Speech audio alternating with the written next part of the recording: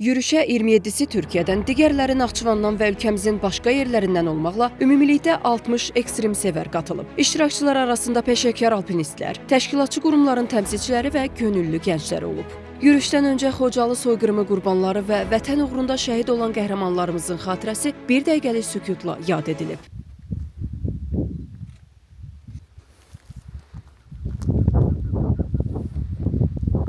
Tədbirin əhəmiyyəti barədə fikirlər səsləndirilib, iştirakçılara uğurlar arzulanıb. Qeyd olunub ki, bu cür ekstremal idman fəaliyyətlərinin təşkili təbiətə olan sevginin təzahürü, sağlam həyat tərzinə təşviq, ümumilikdə isə alpinizmin təbliği baxımından mühüm əhəmiyyət kəsb edir. Vurğulanıb ki, yürüş Xocalı soyqırımı qurbanlarının xatirəsinə olan dərin ehtiramın, o cümlədən iki qardaş ölkənin birlik və bərabərliyinin təcəssümüdür. Təhlükəsizlik qaydaları barədə məlumat verildikdən sonra qruplara bölünən iştirakçılar zirvəyə doğru hərəkət ediblər.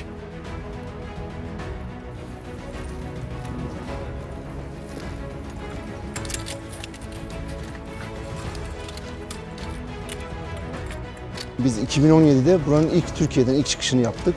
Daha sonra bu yıl 5. gelişim benim. Daha sonra fırsat oldukça tırmanışa devam ettik pandemi araya girene kadar. Yani bu 5. tırmanışımız bizim. Haçadağ, Naxçıvanda 2500'e qədər hündürlüyü olan bir dağdır. Lakin coğrafi şərtləri onu bir qədər çətin edir.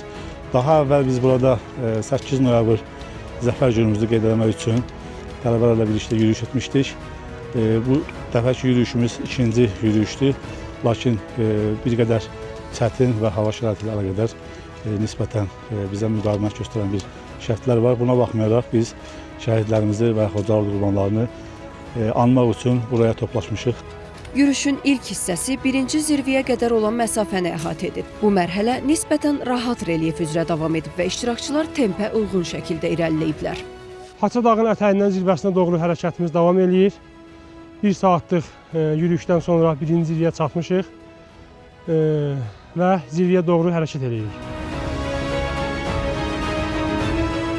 Türk qardaşlarımızla birlikdə burada dırmanış həyata keçiririk. Xocalı faciəsi şəhidlərini bir daha anırıq, onlara Allahdan rəhmət diləyirik. İnşallah sonucan yaxşı çatıb qayıdarıq. Əslində Haçadağın hündürlüyü o qədər yüksək olmasa da kifayət qədər çətin dağ imiş və deyilən qədər var imiş. Bugün artıq biz gəlmişik birinci zirvə deyilən, yəni o dağın Haça deyilən hissəsinə çatmışıq və kifayət qədər enerji sərf eləmişik. İnşallah bundan sonra əsas zirvəyə də uğurla bütün komanda olaraq çatarıq. Bu yıl Haça Dağı'na Xocalı şəhidlərini anmaq üçün Türkiye Dağcılık Federasyonu'nun Iğdır İl Temsilciliğinin liderliğinde 3 kulüple birlikte katıldık. Haça Dağı'na bu yıl 6.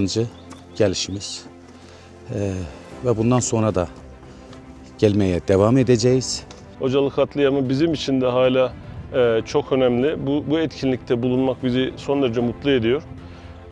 Burada yaptığımız görüşmelerde özellikle Naxçıvan halkının, soydaşlarımızın ve ilgili kamu kurumundan yetkililerin bize gösterdikleri teveccüh bizi çok mutlu etti.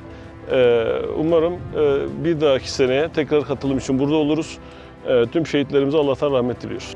Marşrutun ikinci hissəsi daha çətin və maili ərazidən keçdiyi üçün yürüş ehtiyatlı tempdə davam etdirilib. Bələdçilər tərəfindən düzgün hərəkət, məsafənin qorunması və təhlükəsizlik qaydalarına əməl olunması daim nəzarətdə saxlanılıb. Saatlarla davam edən yürüş zirvədə sona çatıb. Sahil Əliyev, Uğur Bağırov, NTV Xəbər.